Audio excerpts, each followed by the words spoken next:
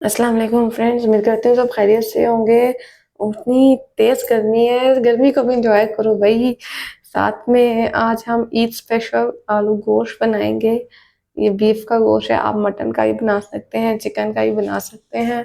आगे बकरा ईद भी आने वाली है, बड़ी ईद। जो आप ये रेसिपी ज़रूर ट्राई करें, थोड़ा सा डिफरेंट बनता है लेकिन बहुत मज़े का बनता है। सबसे पहले हमने आधा किलो हमारे पास गोश्त था, उसके लिए मैंने उसको 20 से 25 मिनट प्रेशर में गला लिया था, नरम कर लिया था। हाफ कप ऑयल लिया था। तो आगे वीडियो के चलने से पहले मेरी रिक्वेस्ट है कि मेरे चैनल को आप प्लीज़ सब्सक्राइब कर लें और बेल के आइकन को प्रेस कर लें ताकि मेरी हर नई वीडियो आपके पास आ जाए। जज़ाकल्लाह। तो जी चलते हैं आगे रेसिपी की तरफ। अब रेसिपी में हमारा ये था जी, हमने बनाना था मटन वो बीफ का आलू गोश्त। और ये ईद स्पेशल रेसिपी आपके लिए सबसे पहले देखें लेके आ गए। उसके लिए मैंने 2 प्याज ली थी, उसको बारीक काट लिया था, प्याज को ब्राउन होने दिया था। साथ ही मैंने अदरक लहसुन का पेस्ट डाला था। मेरी सब रेसिपीज ऐसी होती हैं इसमें आप देखते हैं कि वो मैं मसाला भूनते हुए डालती हूँ, कभी कभी मैं इसमें भी डाल ऐसे प्याज ब्राउन करते हुए भी डाल देती हूँ। दोनों तरीके से डालें, टेस्ट बहुत मज़े का होता है। इससे खुशबू बहुत ज़्यादा आने स्टार्ट हो जाती है अगर आप प्याज कैसे डालते हैं ना। और फिर मैंने ले लिए थे 3 अदर टमाटर, उनको कट कर लिया था, उनको भी मैंने साथ फ्राई होने छोड़ दिया था। और एक बड़ा आलू ले लिया था। आलू की आपको जैसी शेप पसंद है आप वैसे ही डाल लें। गर्मी बहुत शदीद है। इंशाल्लाह आपके साथ नेक्स्ट मेरी रेमेडी आने वाली रेसिपी आने वाली है।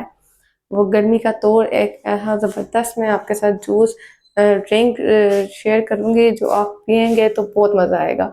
साथ ही मैं आपको बताती जाऊँ कि मैंने ये आलू प्याज और जो टमाटर थे उनको फ्राई किया था ना। फ्राई करते हुए मुझे 3 से 4 मिनट हो गए थे तो मैंने एक मसाले डालना शुरू कर दिए थे। एक बड़ा चम्मच देरा मिर्च थी, 1 चम्मच लाल मिर्च पाउडर था, हाफ चम्मच धनिया पाउडर, हाफ चम्मच हल्दी, 1 चम्मच नमक। अब मैंने इस चीज़ को इन मसालों को भी इन सब चीज़ों में मिक्स करना भूनना शुरू कर दिया था। इस टाइम पे मैंने डाली थी जी दही। दही मसाले के टेस्ट को बढ़ाती है। अभी मेरी फिर आपसे यही रिक्वेस्ट है, काइंडली मेरे चैनल को सब्सक्राइब करें, हमारी मेहनत को अप्रिशिएट करें। मैं जो एक हाथ से मोबाइल पकड़ के दूसरे हाथ से आपके लिए मैं क्लिप्स बनाती हूँ, वीडियोस बनाती हूँ, तो प्लीज़ सपोर्ट करें। देन आप देखें जो गोश्त था गल चुका था। 20 से 25 मिनट में बहुत मज़ेदार। फिर मैंने इसमें डाल दिया था गोश्त मसाले में। अब इस टाइम पे ना आपको जैसा पसंद है ना, अगर आपको बिल्कुल प्याज टमाटर ग्राइंड हुए हुए या बीट हुए हुए चॉप हुए पसंद है तो आप उन्हें चॉप कर लें। या तो अगर आपको पसंद है कि हल्की हल्की जो प्याज है वो आए हमारे मुंह में, तो आप थोड़ा सा इसको रहने दें, ज़्यादा थोड़ी सी देर चॉप करने के बाद छोड़ दें। फिर आपको जिस तरह का आपका शोरबा चाहिए, जितना आपको वो उतना आप उसमें डालें पानी अपने हिसाब से।